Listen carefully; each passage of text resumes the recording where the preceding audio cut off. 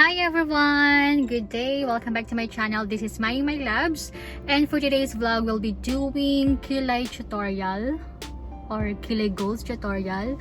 Nag-makeup muna ako. So, Kilay na lang yung wala ako sa makeup ko. And for some kasi, tinatanong nila ako, paano ko ba ginagawa yung kilay ko? Well, actually, hindi naman siya ginagawa. Charot! Hindi ko siya ginagawa. Paano ba sabihin na ginagawa yung kilay? Well, ina-enhance mo lang naman yung kilay mo, diba?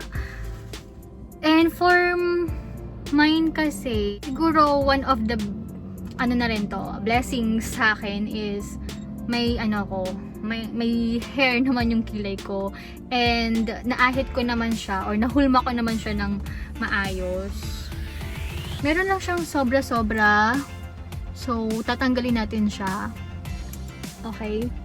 And while I'm doing this, guys, so again, papakilala lang po ako ulit.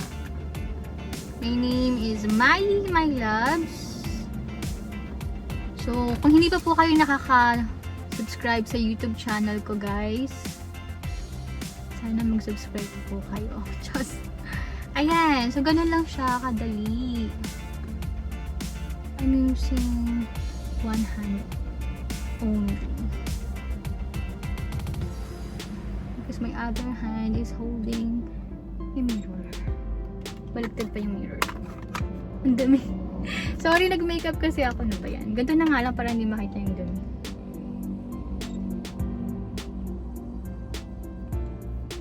Ayan. So, natanggal ko na yung excess niya. Nag-start lang ako magtanggal ng excess from the tip.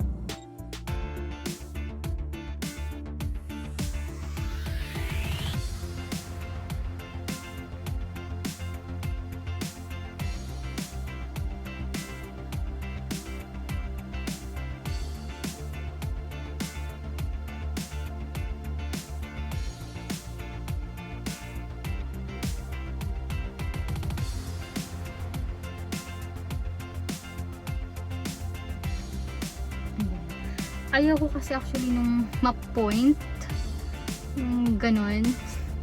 Gusto ko talang may soft lang yung pagka-curve niya. So yan, kaya tinatanggal ko yung point niya. Brushin mo na lang siya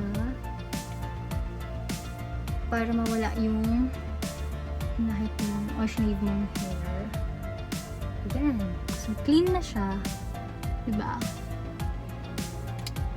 Alright, sorry for my mga pimples, breakouts ako ngayon, hormonal imbalance. Ayan. So, I'll be using this fashion brow from Maybelline. Actually, sa product na to, ito lang ang ginagamit kong shade.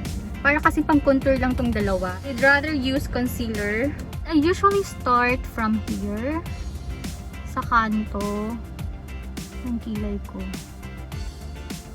facing down yung hair, hindi siya kalat-kalat o sabog-sabog, para maayos yung paglalagay mo. So yan, o diba, nakita nyo yung difference, or ewan ko kung nakita nyo yung difference, pero meron naman siyang pagbabago somehow. From the corner, dito naman ako sa middle. And then, sasalubungin ko lang yung line na ginawa ko dun sa corner. Ayan. Ah, diba may guhit na siya. Tapos, unti-unti dito sa side na to. Ayan. O, diba? And then, to fill in the gaps, guys, para magdo-drawing ka dito ng mga lines, maliit na lines. Yan, to fill in the gap. Dito, in between your hair. Sorry sa breakouts ko, kita-kita pala. Nagkaka-ano na kasi ang period. Sinabi talaga.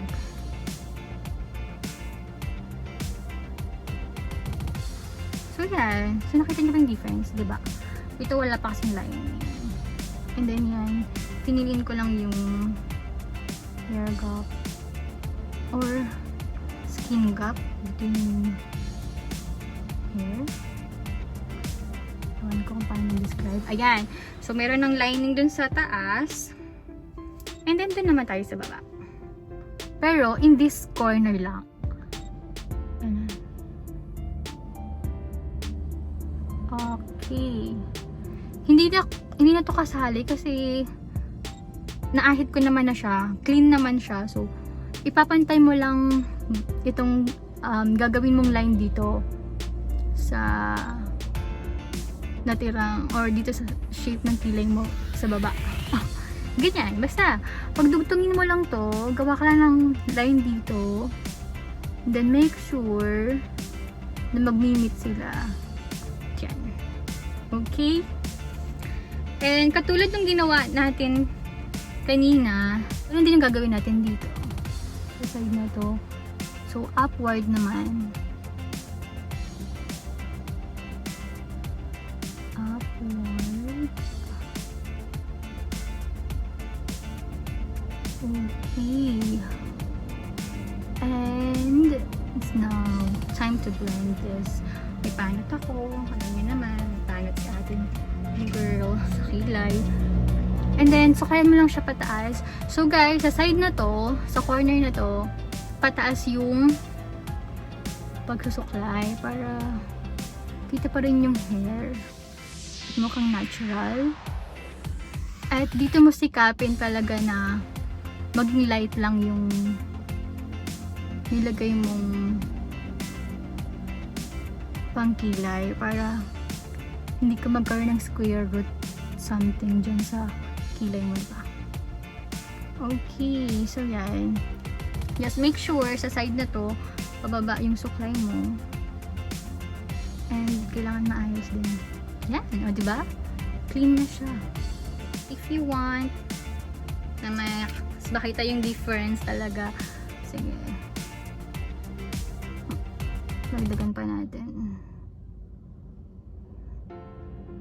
Yun bang Kilay on Fleek? Girl.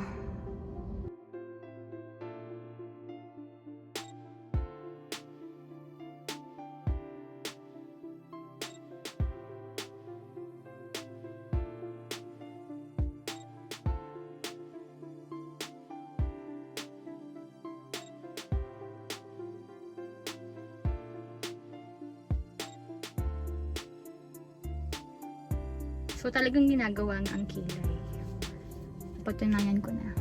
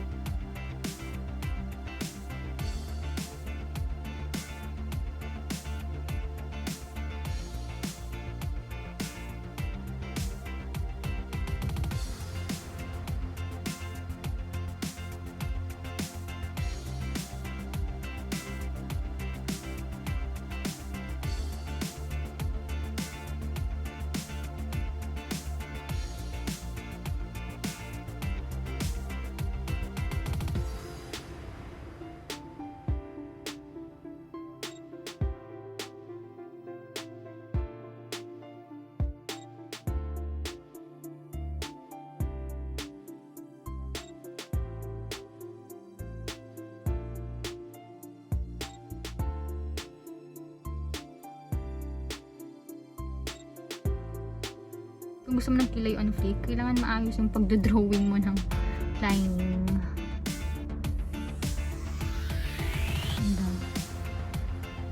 Okay, tama. Itong gagamitin natin, concealer. Okay. The Sam Tip Concealer. Light lang.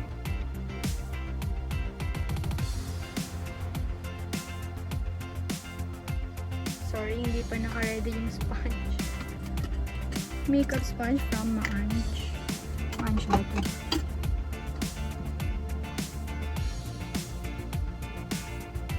Maganda kasi itong set ng sponge na to kasi meron silang ganitong sizes.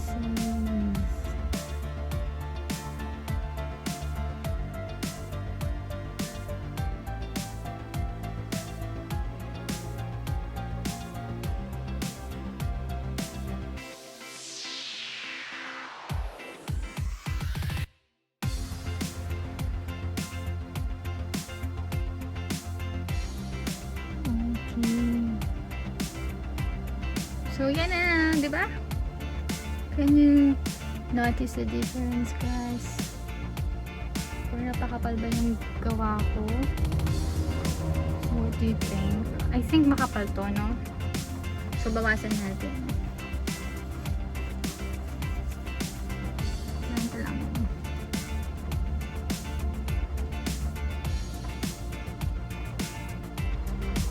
Ayan, better. Okay. Done.